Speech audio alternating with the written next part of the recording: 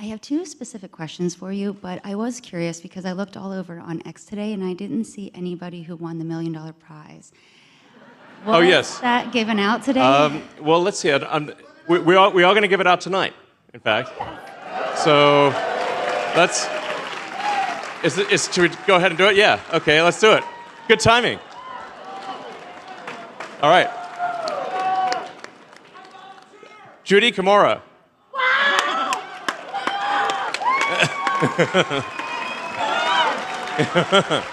Yeah. Judy has no idea, by the way. She's just loading now. So.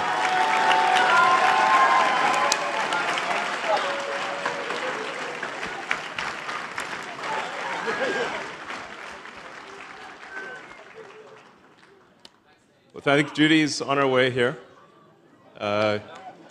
Like I said, Judy had learned when you learned. All right. Oh, thank you.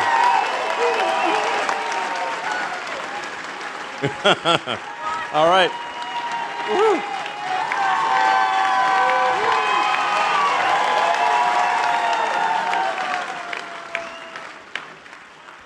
I mean, we're trying to get attention for this very important petition to support the Constitution, and it's like if we we need the right to free speech, we need the right to bear arms. Otherwise, there is no right to free speech, and.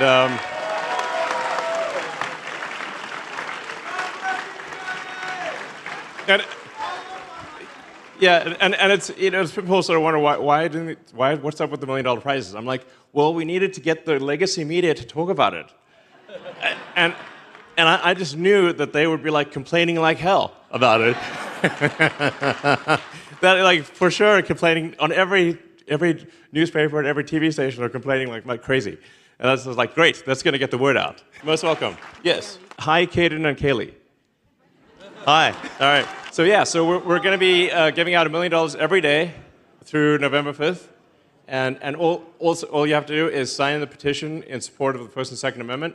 That's it. You don't even have to vote. It'd be nice if you voted, but you don't have to. And that to support basically sign something you already believe in, and you get a chance to win $1 million every day from now through the election. Yeah. Hello, Mr. Musk. It's an honor to meet you. So my question is this, and I ask this as a first-time voter. As we know, Trump did not and has not accepted the results of the 2020 election, one which has been called the most secure in the nation's history by the former president's own Department of Homeland Security. Similarly, I saw the violent disruption of the electoral vote count on the news during January 6th. And I ask this as a first-time voter who wants to discern the truth. Sure. What would you say to comfort the concerns of young voters like me who are worried that voting for a second Trump presidency will lead to Democratic backsliding? Well, I think that's a fair question, honestly. I think it is a fair question.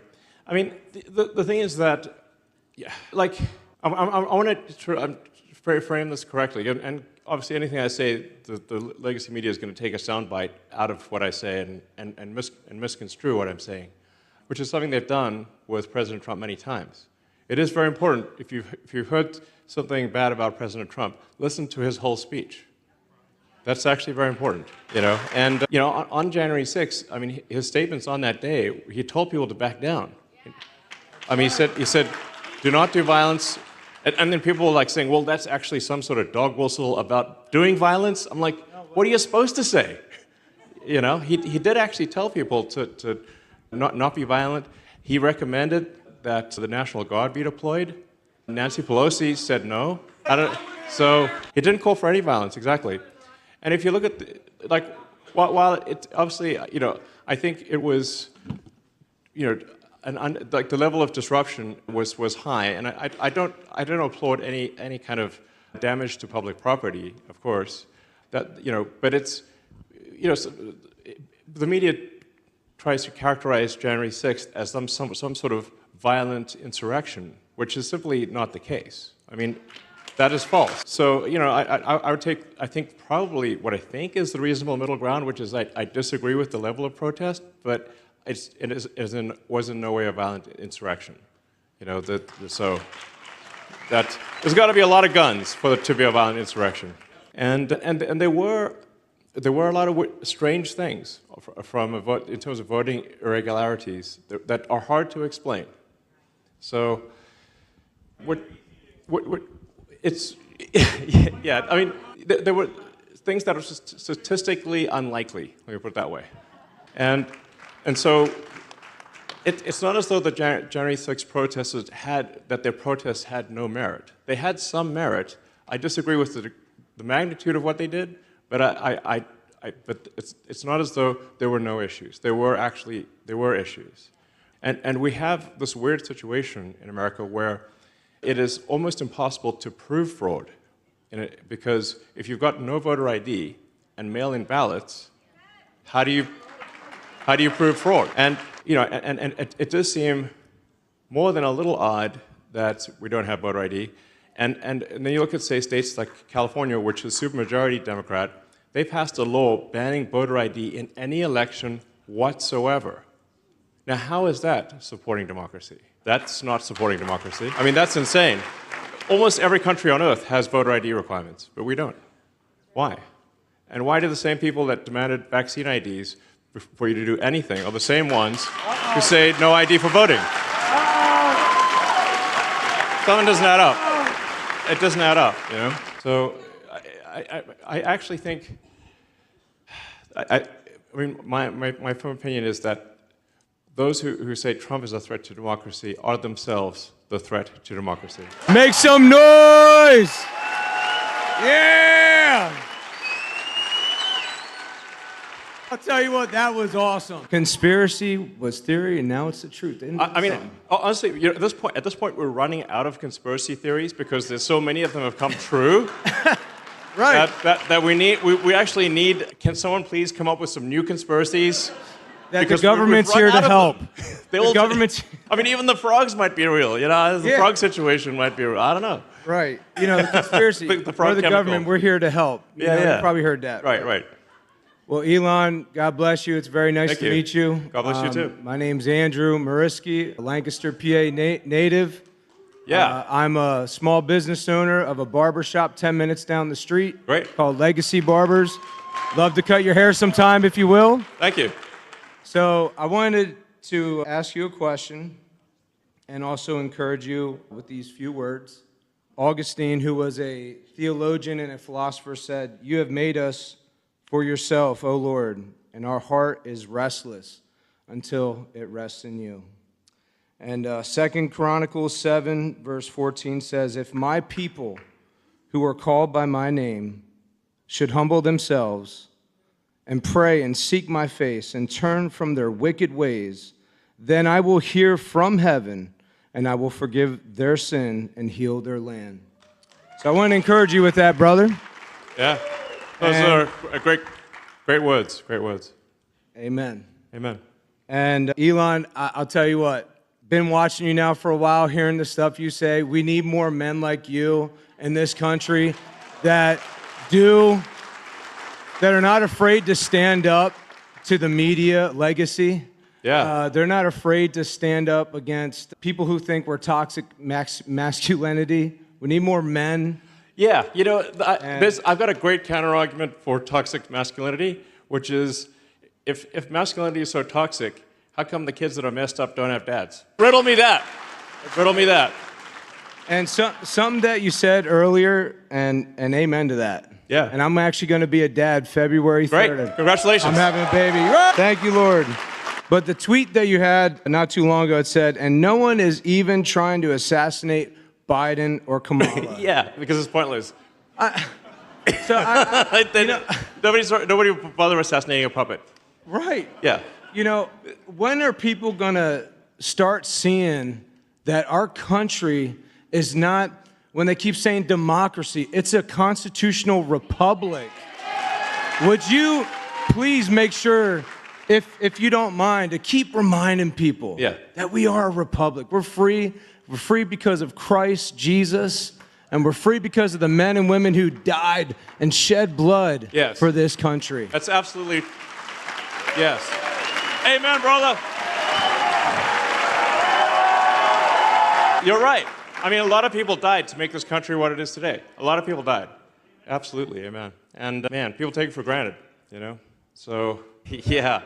Well, America PAC is kind of the anti-Soros PAC, you know? Something's got to be done about it. So, it's like, you know, I don't know what's up with that guy, but honestly, like, putting DAs in, it's like the Joker's in charge, you know? Yeah. Like, electing DAs that don't prosecute crime is insane. That's like literally like Batman Dark Knight. I mean, like, you know, lock up the citizens and free the criminals. It's insane. It's happening. Yeah. I mean, like, what? This is total madness. So we need to stop that. Yeah. So. Make America great again. Yeah. Well, I think America is great, but we want to be greater. We want to do awesome things. We want to do, and you want to look forward to the future and be inspired and excited about the future. You know, that's what makes life worth living. Yeah. All right. Have you ever looked into the sport of arm wrestling? Oh yeah, arm wrestling. I have looked at, not in depth, but I have looked into it. And for a while there, I did like actually read up on it, and actually various techniques for how to win at arm wrestling, which is like a lot of it is, you know, get your angles to, yeah, get your whole body into it and get your angles. So you can actually like, if you know the techniques in arm wrestling and somebody doesn't, you can actually win against somebody much bigger. Yeah. Well, yeah. No. No. I mean, I would challenge Biden, but that would be ridiculous. You know, that'd be so unfair. So. Thank you. He can use two. What if he could use his two hands? Yeah, that'd be fine. Yeah, make arm wrestling great again. Absolutely. God bless. All right. Hi, Elon. My name is Molly. I just want to thank you for spending so much time in Pennsylvania. I think what you're doing is amazing and it's making a real impact. So God bless you. Thank you. And I think God you're a bless you national treasure. Thank you. My main concern is with the national debt. And I know you talked a lot about reducing the spending side, but I was wondering what kind of Trump policies and industries you think will help grow the revenue side. And along those lines, do you have any plans to bring more Tesla manufacturing back to the U.S.? Well, Tesla actually is a massive manufacturer in the U.S. In fact, the biggest factory that's been built in recent years is the Tesla factory in Texas. So that's, yeah, and then there's another big factory in Nevada. So there's Giga Nevada, and maybe someday Giga Pennsylvania. That would be super cool. I'm a huge believer in manufacturing. I love manufacturing. I like making things. I've spent a lot of time in the factory, walking the floor. I lived in the factory for a while. Literally lived in the factory. It was kind of like Vegas, actually, because I didn't even see the outside. But the lights were always on. But we had some tough times at Tesla. It's really difficult to make any kind of manufacturing company work. And, you know, yeah, Tesla's actually also the biggest manufacturing employer in California still. But the state is not super grateful. So, but yeah, I'm a big. So we do a ton of manufacturing in the U.S. and we keep investing and increasing our manufacturing activity in the U.S. And SpaceX also is a massive manufacturer. You know, SpaceX is the biggest manufacturer of rockets and satellites in the world. And yeah, and that's all in the U.S. So SpaceX manufacturing is all in the U.S. and Tesla has massive amounts of manufacturing in the U.S. like giant factories. So I'm a big believer in manufacturing. I mean, I do think reform of the tax code would make sense because it's extremely complicated and there are too many loopholes. You know, I'm often pitched on these loopholes. That's how I know they exist. And I'm like, that sounds pretty shady. I don't think we should do that. They're like, well, lots of other people are getting away with it. Well, like, yeah, but I still don't think we should do it. Yeah, for what it's worth, I'm the largest individual taxpayer in history. So I paid $10 billion in tax, over $10 billion in tax. You're welcome. Like I sort of thought maybe the IRS would like, you know, send me like a little trophy or something. You know, yeah, like one of those like doesn't have to be expensive. It could be like, you know, one of those like things you get for when kids win a karate competition, like little plastic gold trophy or something like that, or a cookie or something. But I didn't get anything. It's like, you know, but I was happy to pay the taxes. I don't mind, you know. Yeah, it's a good week this week, yeah. Stock market's a wild sort of roller coaster. You know, I think Warren Buffett's got a lot of good sayings, actually, but one of his sayings, I believe, is like, you know, having a publicly traded company is like having someone stand outside your house and yell house prices all day, and it's still the same house. And you're like, why is this person yelling house prices at me all day long? And that's what it's like being in a publicly traded company. They just yell stock prices at you all day long. And it's like, well, it's actually still pretty much the same company as yesterday. So it's kind of weird being in a publicly traded situation.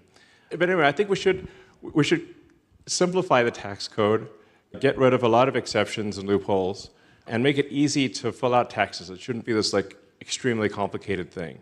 Yeah. But overall, I think if we have less federal spending, then there's less taxation. And so we have to reduce federal spending. There's no way to make up for it other than reducing the federal spending. And as I mentioned earlier, like a very important point that I think is important for people to understand is that all federal spending is taxation, because what the federal government doesn't receive in direct revenue, they make up for in inflation. They just print money. So all federal spending is taxation. Very important principle. Very few people seem to, even like, you know, somebody's like spend their life in economics, I'll mention to them, hey, all federal spending is taxation. They're like, first they'll argue with me and they're like, then they will agree. It is. Because it is either direct tax revenue or it is inflation. All federal spending is taxation. So we must reduce federal spending or we will go bankrupt as a country. So, all right? Hey, Elon. I'm Chadwick from Westchester, Pennsylvania. I met you last week at Harrisburg, and since then I've been prouder than ever to wear my MAGA hat around. Cool. You've really inspired me to wear it more and more. Right. And since then I've had my car slashed with a key, which Really? is fine. Yeah, it's fine. Trump got hit with a bullet in the air, and look at him, he's doing good. So, yeah, somebody chased me around with a shopping cart one time too as well. But yeah, that happens. That's a part of Westchester, PA. Well, honestly, I mean, at this point, it's like flying the rebel flag, man. Yeah. You know. Yeah, for real. MAGA. It's an adventure. Yeah, I've had some people get mad at me. Yeah, like big time. I do have a question this time, though. I met somebody on X. I do podcasting, and I met somebody on X directly through the platform. I would call him a friend. His name is Derek, and he has something called spina bifida. Yeah. It is Spina Bifida Month right now, so Spina Bifida Awareness Month. I wanted to put the awareness out there is that it's a spinal, he's born with some spinal kind of like issues, and he's never been able to walk. And Really? Never? Wow. I guess not, from what I learned. And he hasn't been able to walk like his whole life. So my question is, like, for the disabled community and for people like him, will things like Neuralink help? And also, what will the Trump administration be doing for people who are disabled to help them? Anything? Well, yeah. So I think there actually are a lot of things that, like medical devices and drugs that could be approved that are sort of stuck in regulatory molasses. Like they're just, you know, it's like trying to get anything new approved is like running in molasses with lead shoes. It's really slow. So, you know, a good friend of mine was telling me how his mom was diagnosed with brain cancer, and the doctor said, like, well, that's pretty much it's game over, you know. And then he talked to, but he's a very enterprising guy, so he didn't take that for an answer. And he asked every smart person he knew, is there anything that could help cure brain cancer? It turns out there's this drug called Wellirig that was in trials at Harvard, I believe, and it cured his mom's brain cancer. So, you know, I'm like, well, like how many Wellirigs are there out there? Maybe there's a whole bunch of them, and devices and everything, and we should, you know, like I said earlier, it's like we need to expedite approval of drugs, make sure people, you know, that people are properly informed of the pros and the cons, and then there also needs to be some after approval follow-up to say, like, was something approved that shouldn't have been approved, or whether there need to be additional warnings. It's pretty common. It's common sense, I think. You know, but like when you're dealing with the government, like common sense doesn't make sense. Like, you know, common sense just bounces off the government like water off a duck's back. You know, I mean, it's like arguing with the DMV. It's impossible. They did put the COVID vaccine quick. Yeah, that was weird, and they made everyone take it, which is messed up. So I don't think people should be forced to take vaccine unless that against their will. Hi, Elon. My name is Alex Gamble from Lebanon County. I first want to thank you sincerely for what you're doing. I think you're an American patriot. Thank you. I really do. I love America. I really do. I mean, listen. I love America, and like sometimes people say, well, like that's just jingoistic propaganda. I'm like, I don't care. I love the jingoistic propaganda. It's awesome. You know, it's like God bless America. It's amazing. Yeah, so. I agree. Yeah. With the recent news from Lancaster County discovering 2,500 potentially fraudulent voter registration forms, what's your opinion on mail-in ballots and if we should get rid of them in the future? Yes. I also want to... We should get rid of them in the future. I mean, like, mail-in ballots are a strange anomaly that got popularized during COVID, but really, like, you have an obvious recipe for fraud and an inability to prove fraud if you've got no ID, no voter ID, and you've got mail-in ballots. Right. Like you can't even like many years ago, a friend of mine was telling me how his dad actually helped improve democracy in Mexico, and it was by organizing a whole bunch of citizens to just stand outside the polling stations or the voting stations with a counter, just to count the number of people that went in. Because obviously, if you have more votes than people, something's wrong. Yeah. And it turned out they had a lot more votes than people. They're like, oh, this is a little strange. So anyway, that actually helped fix the situation in Mexico big time. Yeah. But if you've got mail-in ballots, you can't count. There's like you don't even know what's going on. I also wanted to ask you a favor.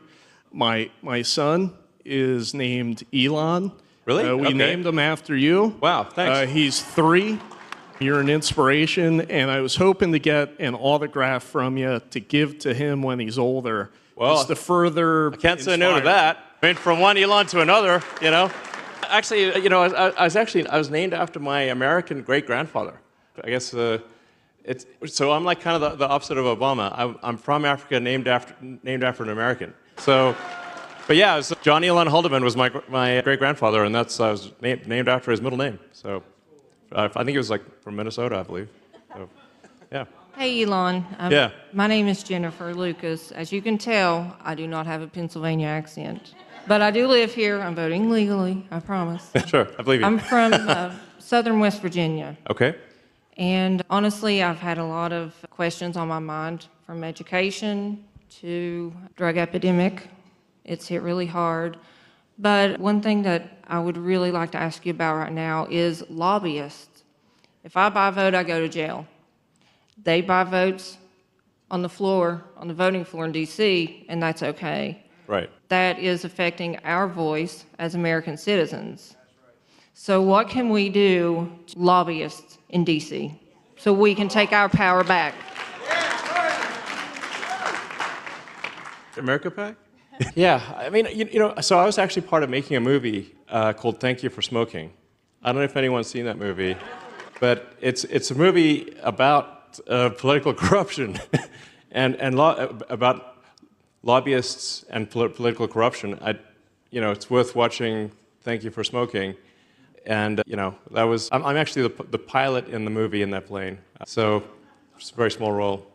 But that movie explores the corruption that exists in D.C. due to all the lobbying that takes place. And the legislation is primarily written by lobbyists, in fact. And then, you know, Congress basically rubber stamps what lobbyists write. I think we probably do need to take a look at what rules make sense. Because obviously the point of the elected legislators is to legislate in the interest of the people.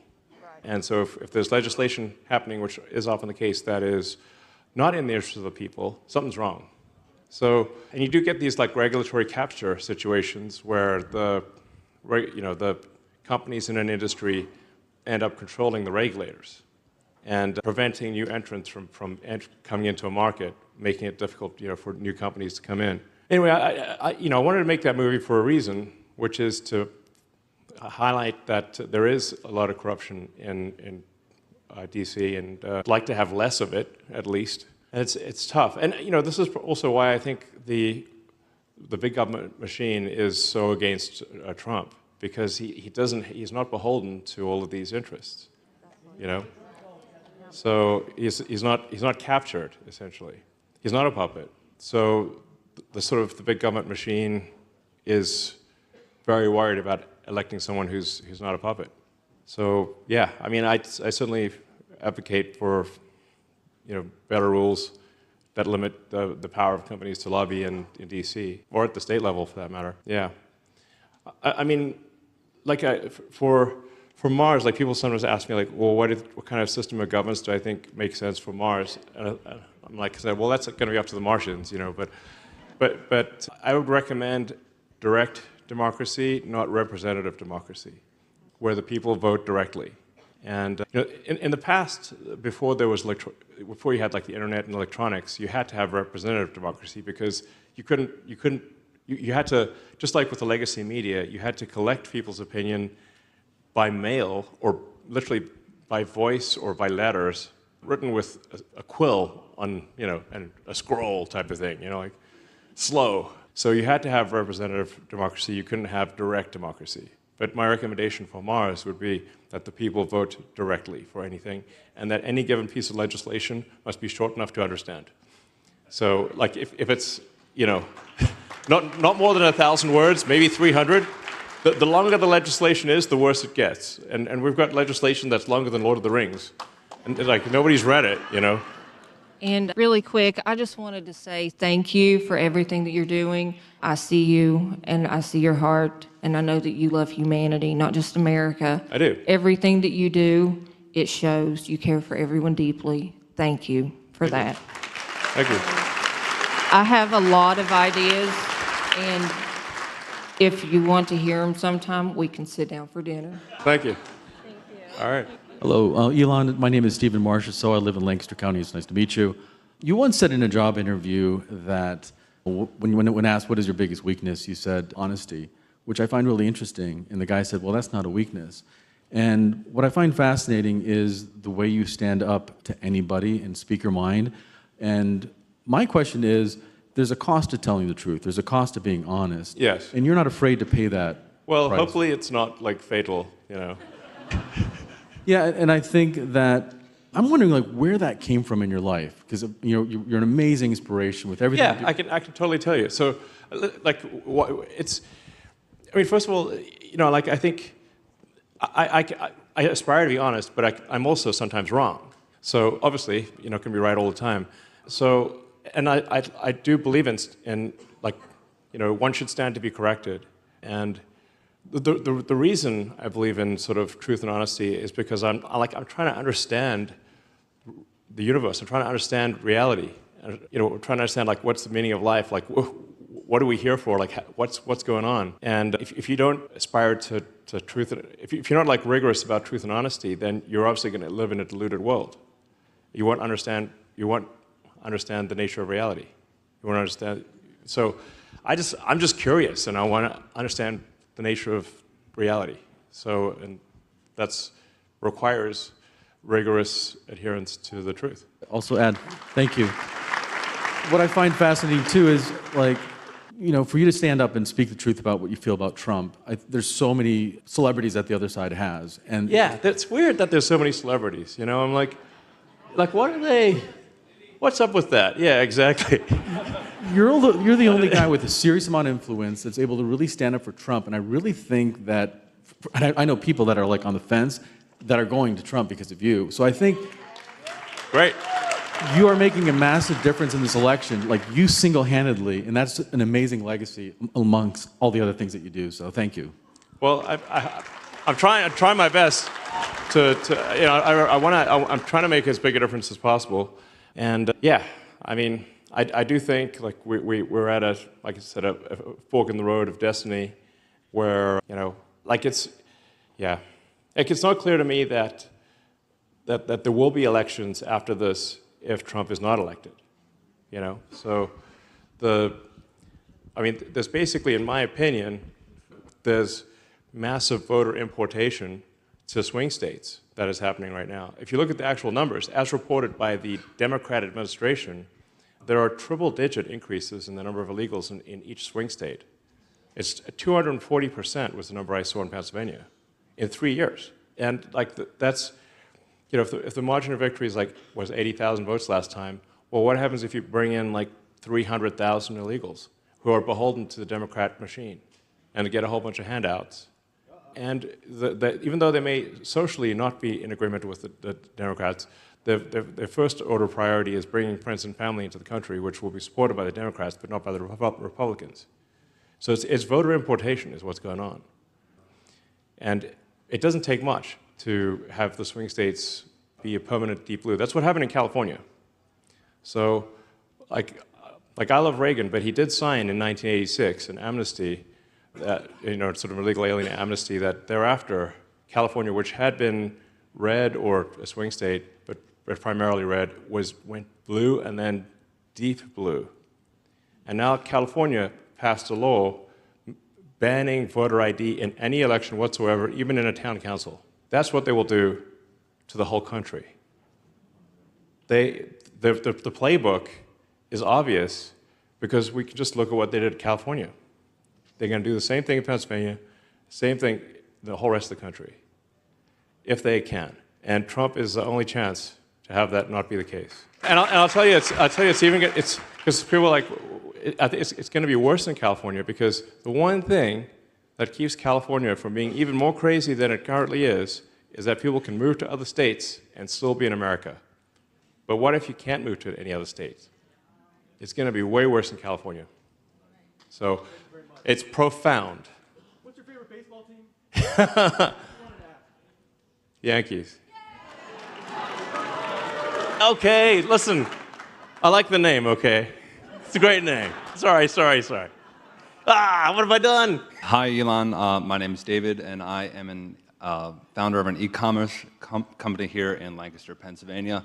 And I appreciate the one thing that you're saying about being bullying the American citizens instead of enforcing our border. We're doing that. And I found one problem being a business owner is I have been the subject of recent harassment by the IRS, and I find that being a huge discouragement to entrepreneurship, which is the American backbone. Sure. And I wanted to know what would be one of the #1 things you would recommend to the Trump administration about encouraging entrepreneurship and getting young people especially encouraged into starting small businesses to keep our economy flourishing and to keep creating wonderful things like you have done.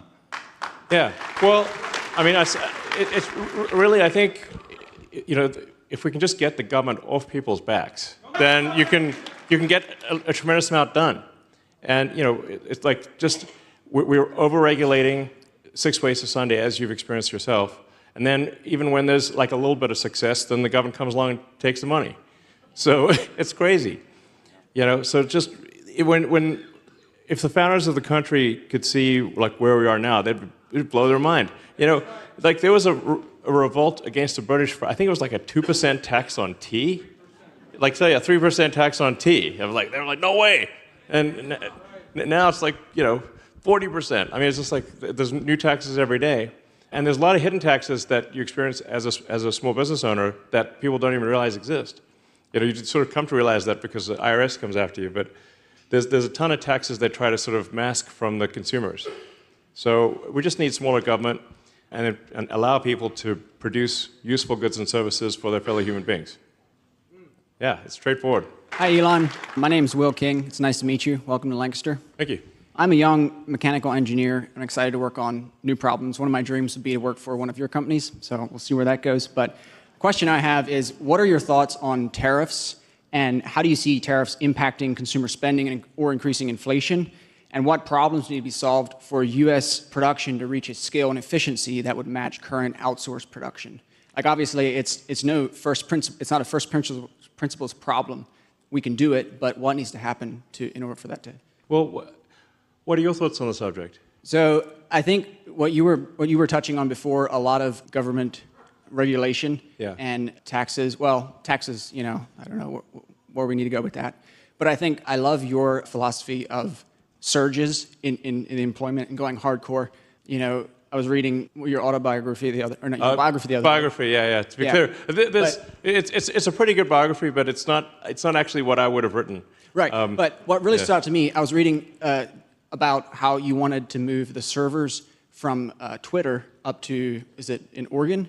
And actually there were 3 data centers, but only 2 were needed. Right. And I was being told it would take like 9 months to. Right. And you showed up with your guys, and you were like, "Hey, let's just do this overnight, like Christmas." So I think Christmas Eve, cutting down some of those regulations and all this crazy stuff that extends the timeline for a bunch of stuff would really help, and that work ethic. I agree with your 80-hour work week principle and the hardcore. It's not for everyone. It's not for everyone, but I think the principle is really cool, and I think we should bring that culture and that mindset down to the 40-hour work week or the 50. I do 50, but work-life balance potentially. But I love where you're taking your companies, and it's really cool to see. Well, thanks. Thank you. Yeah, go ahead. Hello, Elon. Nice to see you here tonight. So recently, I was reading an article on Medium where an Italian researcher named Andrea Rossi was able to demonstrate a new technology that he invented that was able to extend the range of an electric vehicle. It was technically like a quadricycle, so a very low-power electric vehicle by 4 times. And after the full test, it had actually increased the battery life of the electric vehicle. And obviously, it's only been demonstrated once. We don't know if this technology could be replicated, but if it was able to be replicated, would you be interested in implementing this kind of technology into your Tesla vehicles and even possibly the Starship? Well, I wish such a thing were real, but I do not think that such a thing is real. That there is, every industry has a certain amount of BS, but the battery industry, I think, is a candidate for industry with the most amount of BS. So it's just, like electrochemistry is very difficult. In fact, one of the ways that I will test the intelligence of an AI system is ask it battery electrochemistry questions and rocket questions, and it usually comes back with terrible answers. So it's extremely difficult to increase the range, but the range is already sufficient to fully electrify everything on Earth. So, Teslas have over 300 miles of range, and some of them have like 400 miles of range. We could actually make it go further. It's just that's like an unnecessary amount of battery for most people, because the amount of range that you need in a battery is about the same amount of range that your bladder has, essentially. So if you start a trip at, say, 9 a.m., around noon, you want to probably hit the restroom, take a break, have a bite to eat. And, so you drive for 3 hours, maybe 4 hours, and then charge the car. As long as the car is charged by the time you come back from the bathroom and had lunch or whatever, then long-distance trips are no problem. So we're already there at this point. So, yeah, but there is no magical breakthrough. Would you also be willing, if other technologies are discovered over the next few years into the near future, would you also be willing that theoretically could revolutionize electrical vehicles, space travel, exotic propulsion, exotic energy generation techniques? Are you interested in researching those and potentially funding them and contributing to this kind of research? I do think there is a lot of technology out there that is not really mainstream, that it has potential. Although it's in a very infantile stage, I think there is potential. Both Tesla and SpaceX are desperately interested in anything that works. We're not barring the door. We're like, please, if you got something that works, tell us about it. Unfortunately, it's rarely the case that it actually works, is the issue. So, for a while there, Tesla, I guess we maybe still do, we'd rate any given, proposed new technology out of 10, where 10 is incredible, and, 1 is total nonsense, and really nothing got above a 4. So it's just very difficult to do. But and I would encourage anyone to say, prove me wrong. Please do that. I would like to be proven wrong. That would be awesome. Yeah, but just compete with Tesla. That sounds like a great. If there's some technology that has much greater range, I would strongly recommend they just kick our ass. Yeah. Elon, do you believe that Jesus, the Christ, is a real person who was crucified and died and is risen, and that God is Jesus? What do you mean by a real person? That he was alive back 2,000 years ago and he was the guy who was crucified. Yes. Okay, cool. Yeah, no, I think I do think that's true. Yeah. Okay. Yeah, yeah. I mean, you get into like these, critical debates of the Trinity, but I thought, but yeah, I think it's real. So. Hi, Elon. That feels very weird to say, but. Hi. My name is Chris Michelson. I'm a Lancaster County resident. We're really happy to have you here. Thank you, everybody. Look, I, like many of us here, feel that the very construct, the Constitution of our country, is at stake during this election. I agree. I'm a firm believer that those who can should, and I just want to say thank you for being one of the very few powerful members outside of the construct who have the balls to stand up here every day and do what you're doing. Thank you. Thank you. All right, there's a macho man's here. Look, President Trump has announced that he will appoint you as the head of the Efficiency Commission, right? Right. That's obviously a perfect spot for you, given your historical success running lean and exceptionally profitable businesses. One of my big concerns that extends beyond the disarray of our financial constitution here is the technology attacks that have happened on our country. 2021, the Colonial Pipeline ransomware attack. Yeah. 2021, Robinhood, 7 million users' data stolen, their money held for ransom. 2023, T-Mobile goes down overnight. Airport attacks, airline attacks. Have you spoken to Trump at all regarding your expertise around cybersecurity? Are you going to have any involvement there? If not, do you know who is, and do you trust them? And I have one more question. Well, I certainly don't have all the answers here, and I don't want to tempt fate, but like nobody has successfully hacked SpaceX or Starlink. Every day there are thousands of attempts to hack Starlink, and no one has succeeded. Again, I don't want to tempt fate here, so this is not a tempt. I'm not saying to hacker groups out there, please hack Starlink. Like, please don't hack Starlink. But thus far, there have been many attempts by individuals and state actors to hack into Starlink, and none of them have been successful. So track record thus far is pretty good.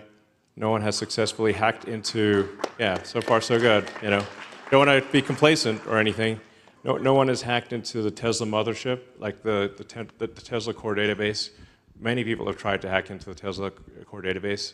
Zero successes. Yeah, I can certainly say, now government computers are not super secure because it's the government, So it's like if you say, what is an easy thing to hack? I say, well, government computers are an easy thing to hack. So it's not good. No, I agree. That's why I'm as a hardcore technology guy, I'm saying we should not have voting machines. We should not have computers because they're too subject to being hacked and it's like they're subject to being hacked by, and the people protecting these machines don't understand technology, and they could easily be bamboozled. So even with the best of intentions. But it's really hard to bamboozle paper ballots in person with ID, which is obviously how it should be. We've talked about baseball a couple times tonight.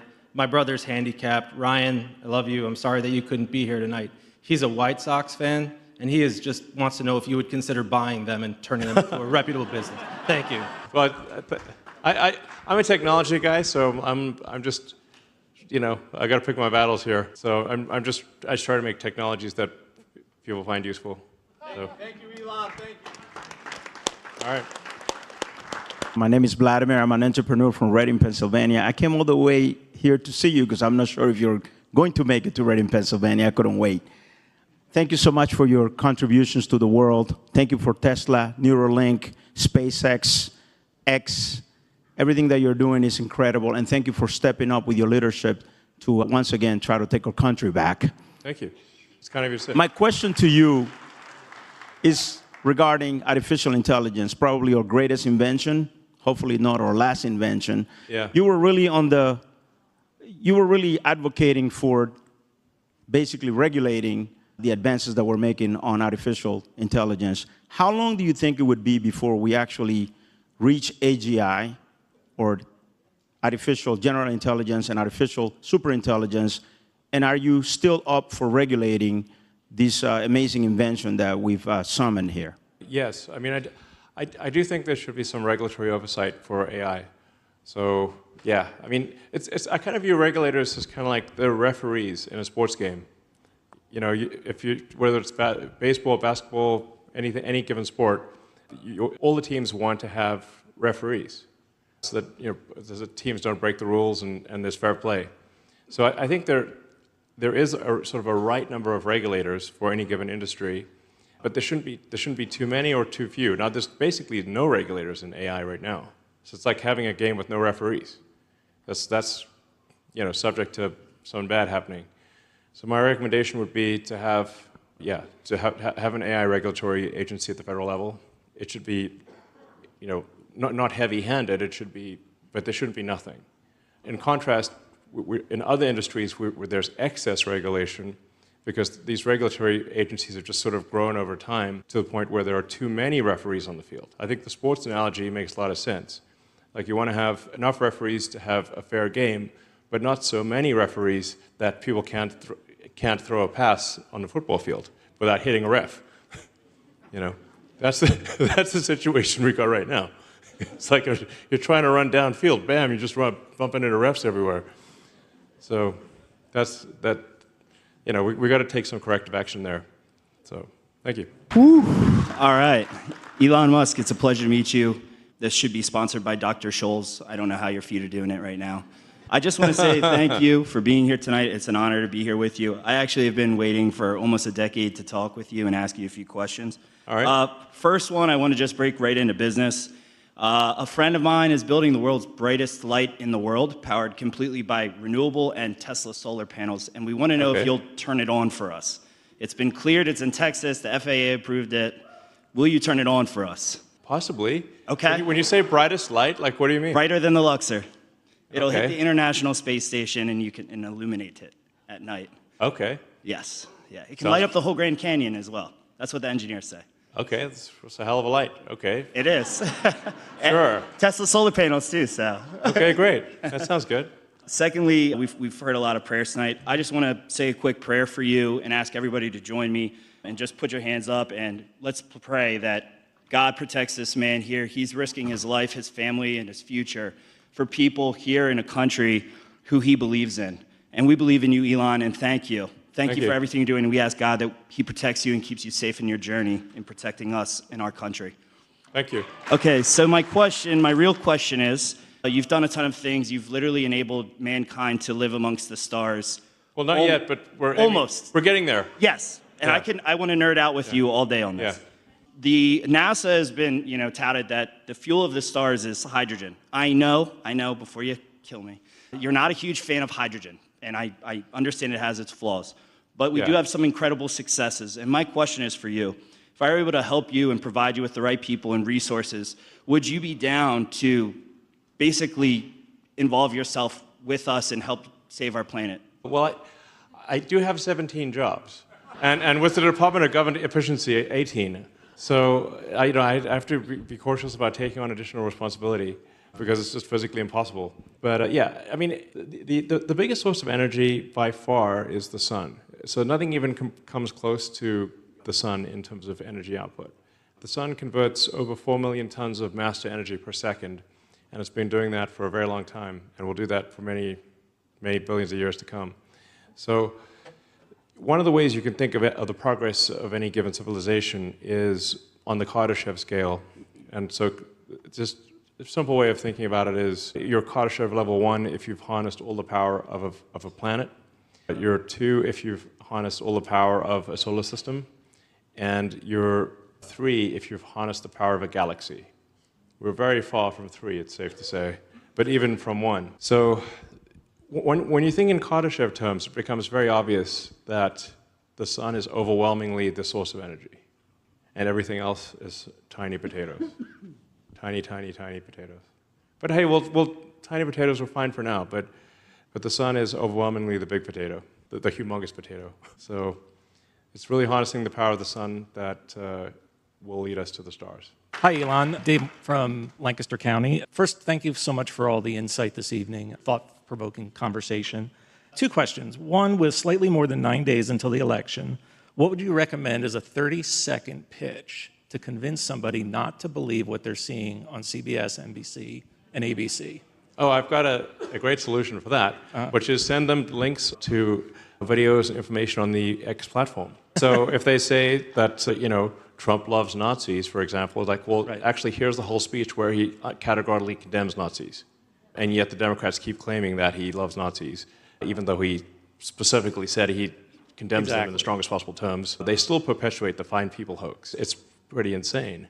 So for any given thing that somebody says, well, Trump is this or that, just send them the actual speech.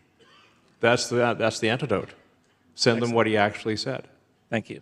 And then the second part. X platform actually has that. So, that's the best way. Hey, Elon. John Scott, your old classmate from UPenn, says hi. Okay, cool. Thanks for a great earnings call on Wednesday. You're welcome. My name is Raphael Aziz. I'm a Coptic Orthodox Christian immigrant from Alexandria, Egypt. I have lived through religious persecution before, and I believe that the liberal and the woke movement is a religious persecution today. It is anti-Christian and quite honestly anti-religion. You have posted on X that unless there is more bravery to stand up for what is fair and right, Christianity will perish. Yeah. My question to you, Elon Musk, is very simple. Will you stand with the Coptic Christian community, our brothers and sisters, the Catholic and Christians, and the Protestant evangelicals against the liberal movement that is trying to destroy Christianity and religion in America? Yeah, I mean, I'm against the woke religion is fundamentally an extinctionist belief system. It's an extinctionist belief system, and I think we want to be expansionists. We want to expand to the stars. We want to grow as a civilization. We don't want to go extinct. And so, yeah, I absolutely support the Coptic Christians and really anyone who's like expansionist, who believes in a future that is better than the past, that in a future where we grow. I massively support that. So, all right. Hi, Elon. I'm Jeremy, and I'm from Earth. More specifically, Bowmansville. Yep. But my question is...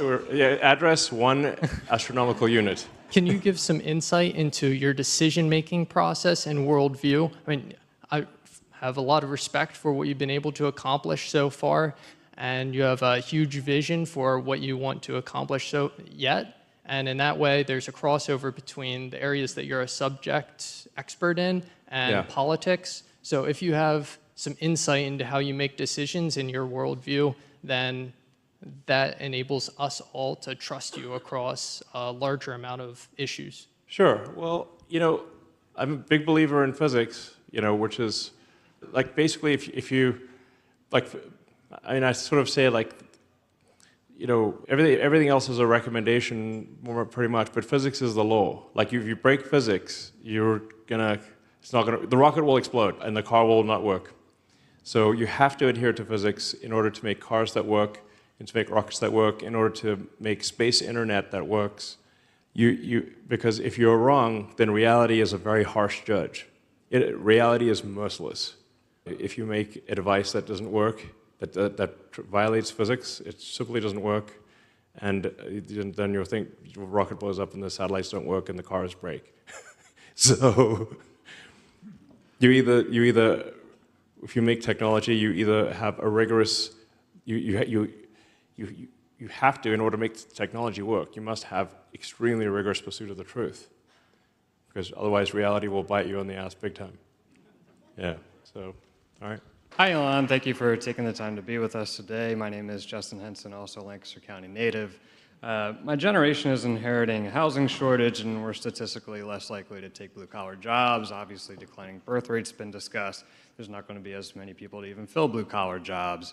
What do you think the solution is to the current housing crisis that we're having in this country in terms of pricing? It seems like my generation is getting priced out of homes, but also balancing the equity that people who currently own their homes have, and obviously not wanting to destroy that as well. What do you see there to be a solution to that problem? Well, I mean, at the risk of being repetitive, I think regulation is strangling progress. I mean, there's so many regulations. You can't even modify your kitchen or, add something to your house without getting a zillion permits. So if we reduce regulation, you reduce the cost of new houses. So yeah, I mean, it's if I mean, I know there's like many small business owners and builders in this audience and who are listening, and anyone who has tried to build things, whether it's, you know, build a house or do anything, build a business, you realize just how much of a government burden there is. It's massive. And there's a state burden as well as a federal burden, but we can at least do something about the federal burden, and then, you know, that's, you know, at least we don't have to have like 400 and however many agencies there are. This is so crazy. You know, I'd like to know if is there, I bet there's not a single member of Congress that can name 200 agencies. I'd be surprised. So how many agencies do we need? 99? That sounds like a lot. That sounds plenty to cover the bases. How many bases do we need to cover anyway? 99 bases sounds like a lot. So anyway, I think we could just get the government off people's backs would be a big improvement in quality of life and cost of housing and everything else. Yes. Elon, what's going on, big dog? Hey, how's it going? It's a pleasure to meet you. My name's Nathan. I'm from Columbia. Anyways, so I was going to ask, how's it feel to be the richest man in the world? And also, can I get a picture with you real quick? Well, we're on TV right now. So I think actually we're both live streaming right now. I think probably to millions of people actually. So yeah. So millions of people, I think millions of people will actually see us. We're now on screen for millions of people. In terms of how does it feel? I mean, it's kind of a strange thing because I guess like I'm still very much like a technologist who, like, you know, I just work a lot, you know, and then my recreational activity is hanging out with friends and family and playing video games, which is, yeah, exactly. I play Diablo or other video games. So, you know, it's like I don't have like any yachts or holiday homes or anything. So I guess if I was to maybe live a more hedonistic life and you know, had like yachts and islands or something like that, then it would make more, I don't know, maybe that would be more, I don't know, but that's not my idea of fun though, because I'm like, you know, if I go and sit on the beach, then I'm like, this is boring. Now what am I supposed to do now, you know? So I just like building things, and I like being productive and doing useful things and making cool products, and that's it pretty much. I mean, I also do like hanging out with friends and family and stuff, but you know, I'm not like saying how can I sort of build a bigger yacht or anything like that. I don't have a boat or anything like that. So, of course I still love it. Yeah, oh, you're right, I do have boats. What are you talking for? Yes, there's a boat. SpaceX has these ships that are for the rocket lands on, you know? So I guess technically I do own boats. Yeah. So I stand corrected, thank you, yeah. Maybe I should like go sort of sailing around in one of them or something. Yeah. Yeah. All right. Hi, Elon. My name is Bruce. I'm a voter here in Pennsylvania, and it is an honor to meet you. You've been a very strong inspiration for me and my family and all my friends, so God bless you for that. Thank you. I have a question right now about Latin America. Sure. You've obviously met President Nayib Bukele of El Salvador, who has done an incredible job. He really has. He's a very smart guy. Oh, absolutely, absolutely. Like it's like we had a long conversation about many subjects. I think, yeah, he's a really sharp guy. Absolutely. So following on that, what would you advocate for in a second Trump administration to incentivize states like Mexico, Ecuador, and others into strengthening their policies on policing and economic opportunities to stem the tide of illegal migration to the U.S. southern border? Thank you. Yeah, well, I mean, if there's prosperity in those countries, then I think there would obviously be less of a forcing function for illegal migration. It's pretty tough, you know. I mean, and there's some lessons to be learned there. Like when Chavez came to power in Venezuela, one of the first things he did was take the guns away from people. So he basically banned private gun ownership under the guise of, you know, safety. And then Maduro, when he had the election recently, he lost by a landslide and just ignored the election. And then people protested and they got shot. They couldn't defend themselves. That's why you need the Second Amendment. It's a critical thing. So I think it's worth looking at U.S. policies and saying, you know, which of these policies are actually helping other countries? And, you know, like we send a lot of money to various countries, but I'm like, does it do any good? I don't know. I think we should just do a thorough review of like, you know, do our actions actually help these countries? And why are we sending them our money again? and do the American people, like, we're sending people's tax money to other countries, does it actually make sense? Like, is it doing good? Can it be defended to the American public or not? And if it can't, then I think we should probably stop sending money or send less. And then we should, like, if we are, we should try not to interfere with other countries' activities, I think, generally. Yeah, yeah. You know, it's like, we tend to get in other countries' business a bit too much, I think. So I'm more of a fan of the sort of Monroe Doctrine of like, let other countries do their thing and we'll just be, you know, we'll be cool here, you know, yeah. So. Hey, my name is Cole, and this is my friend Jace from PA. Hi. We are both 11, and our question is, what impact will happen to SpaceX, Tesla, Starlink, and X if Kamala goes back into office? Well, they're probably going to come for me big time. I mean, I might be public enemy number 2 or 3, something like that, from their standpoint. Pretty high on the list. So, yeah, I think it's going to be rough. Yeah. I don't know. I mean, man, I think we just got to make sure Trump wins. So, one way or another, it's just got to happen. You know, it's essential. Like I said, I really think, you know, I've not been politically active before, so it's not like, you know, I don't want to be in politics. I like to be in technology and like build products, you know, and manufacture things. So it's just that I really feel like this time we're at a crossroads that was probably irreversible if Trump doesn't win. So, you know, so to people out there, I'd say, you know, wear the MAGA hat and put the Trump Vance signs on the lawn, you know, and even if people give you a hard time, just keep at it. All right, yeah. Hey, Elon, my name's Alex Gann from York, Pennsylvania, across the river.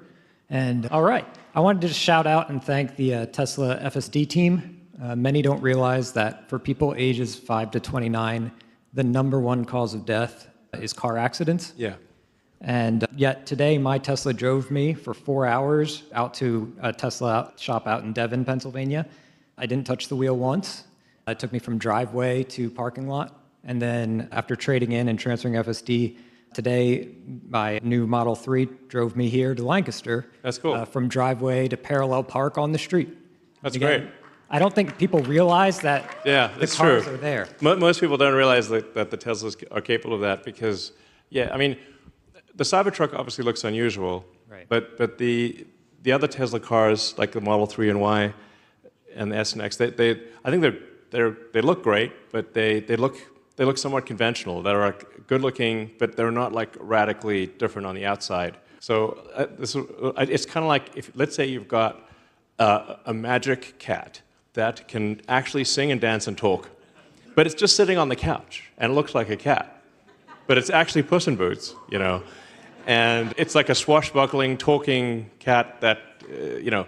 But that's what Teslas are. They look like a normal car, but they're not. They're like an intelligent car that can drive anywhere, pretty much. Yeah. So this is why I like to say a talking cat. And it was like, but unless cat talks, people think it's a cat, you know. So I just wanted to say, just to make that aware about the national safety thing and actually a global, this is an actual superhuman good. Obviously, autonomy is going to have it's a big deal. Yeah. Economic benefits, but I just wanted to drive home and thank you and just make others aware. Try it out because it's awesome. It's around the corner, and I don't think people realize it's around. It's like, do you want a dancing, talking cat? I'm like, sure, that sounds great. Yeah, but that's a good point. There's about 1 million people die every year in the world from car accidents, and that number could be 90% lower, I think. Yeah, we should advertise, I suppose. We do advertise a little bit, but yeah, I don't know. I guess sure. I do get asked about advertising a lot. All right. I think probably we'll just do a few more questions and then call it a night, but please go ahead. Good evening, sir. I just had a quick question about liquid fluoride thorium reactors or any kind of molten salt reactors. Okay. And if you were interested in perhaps pursuing that technology because they're restarting 3 Mile Island soon, Microsoft is, for training AI, so it could be a potential solution for the power crisis in this country. I do think nuclear power is underrated, and people, the actual risk of nuclear power is very low. So in fact, it's possible with modern designs to make a reactor that simply cannot melt down no matter what you do, even if you went in there with like explosives and a flamethrower. You still couldn't make it melt down. So you can make nuclear super safe, and I think we should have more nuclear power. Yeah. But like I said, the actual long-term thing is that giant fusion reactor in the sky called the sun. You can't, that is so overwhelmingly the biggest source of energy that everything else is small by comparison. You know, fission is good, and I'm actually not against fossil fuels or oil and gas. I think that's fine for now. But overwhelming, if you just do the math, it's pretty straightforward. You know, the sun is converting over 4 million tons of mass to energy every second. It's like 1001, bam, that was 4 million tons of mass to energy. That is a staggering amount. So that's when you try to get to sort of Kardashev scale stuff, it's really all about the sun. Yeah. Yeah. Hi, Mr. Musk. It's an honor to be before you. You are like the real-life Tony Stark, so that's pretty cool. I should make a flying suit armor. Yeah. So my question is, since you bought Twitter and transformed it into X, much has changed on the platform, like little censorship. Social media plays an integral role in American society. Do you have any more plans for X to expand its use and influence? If so, what are they? Also, do you have future plans on buying other large platforms like YouTube? Well, it's not possible to buy. YouTube is controlled by, I guess they call it Alphabet these days, Google, essentially. And then Alphabet, there's super voting stock of Alphabet, so it's controlled by Larry Page, Sergey Brin, and Eric Schmidt. If 2 out of 3 control all of Alphabet, which is Google, YouTube, a bunch of other things. So, and then Mark Zuckerberg controls Meta, which is Facebook, Instagram, and WhatsApp. So now I think the fact that the X platform is a free speech platform has caused the others to move more in that direction, because then they're like, it's like, well, they're not all. Everyone's just not singing the same tune, and people can find out the truth on the X platform. It actually forces them, yeah. So you only need one platform to step out of line and stop censoring, and that all the others will have censored much less. So the influence is much greater than just what we do on the X platform, because it drives the rest of the systems to also do less censorship. And the rule is simple for X, is we want to follow the law of the land. And if the people want different laws, they should pass different laws. But otherwise, we will not put our thumb on the scale. We will simply obey the will of the people. So I'll just do a couple more questions and then call it a night. Good evening, Elon. My name is Claire Malfaro. I'm a mental health professional in Berks County, which is a neighboring county. I do live here in Lancaster. Often when I diagnose children with Asperger's syndrome, I want you to know that I tell families about you. Okay. Because it's a difficult diagnosis for families to receive sometimes. And when they recognize that there are successful individuals who are diagnosed, it gives them hope. I'm curious to know if you're willing and if you are currently speaking in advocacy for neurodivergent people, because if you look at the statistics in the United States, unemployment and underemployment, even in gifted individuals who are college graduates, is very significant with people with Asperger's syndrome. Well, I'd like to be helpful.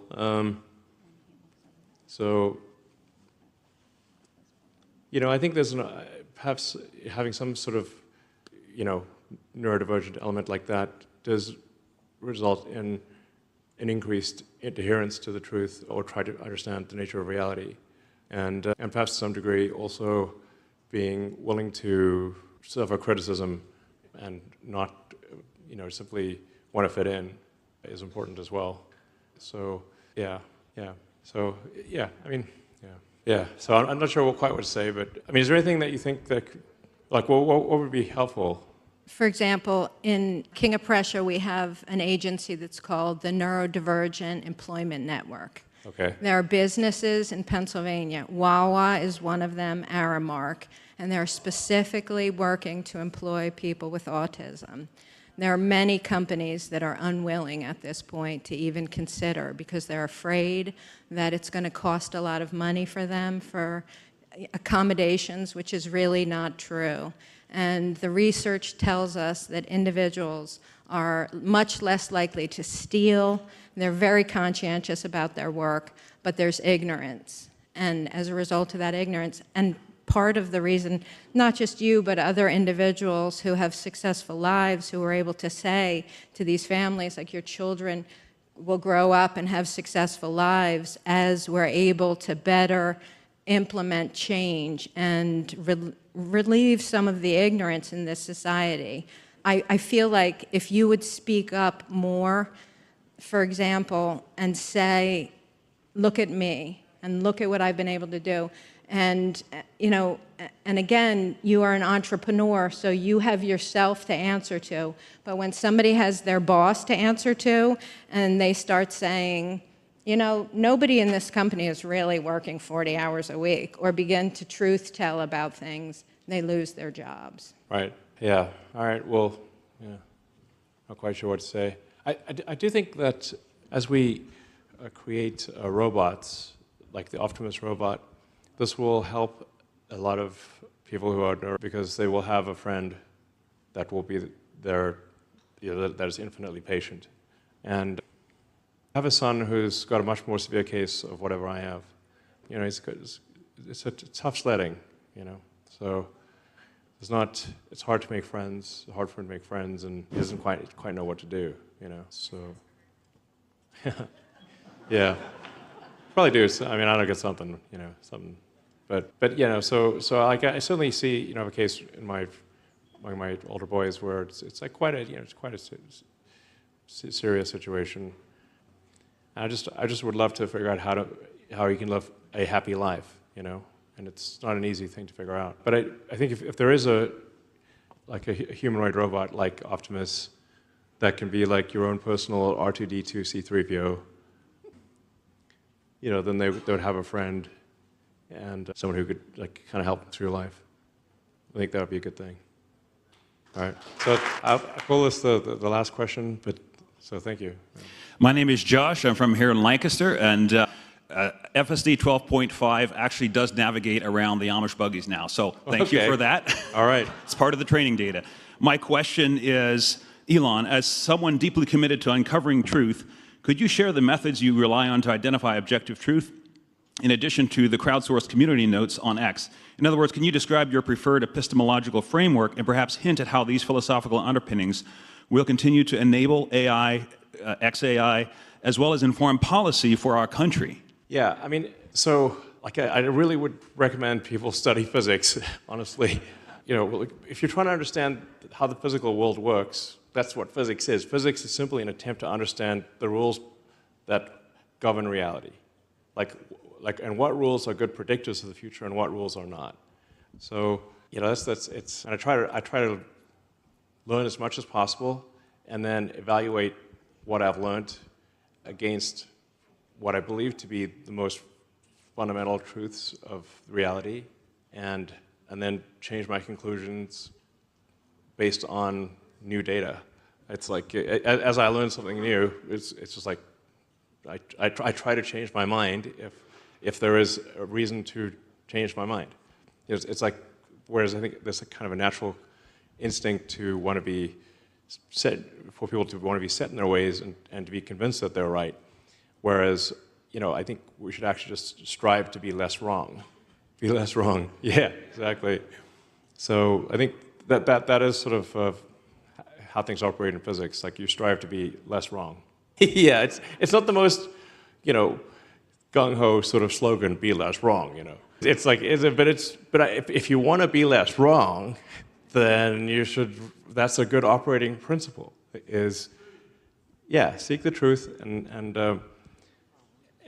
like let the conclusions lead where the data, you know, takes you, you know.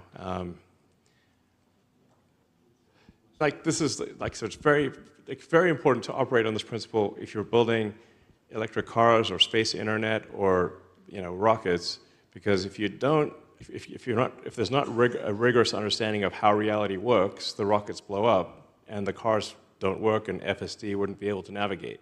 Full self-driving wouldn't work. So the problem is that that's not like an easy answer. I think just in general, again, it's not the most, be less wrong it's not like this kind of it doesn't quite roll off the tongue quite. It's not like but if you want to be less wrong, you should aspire to be less wrong. It's like anyway. So thank you everyone for coming and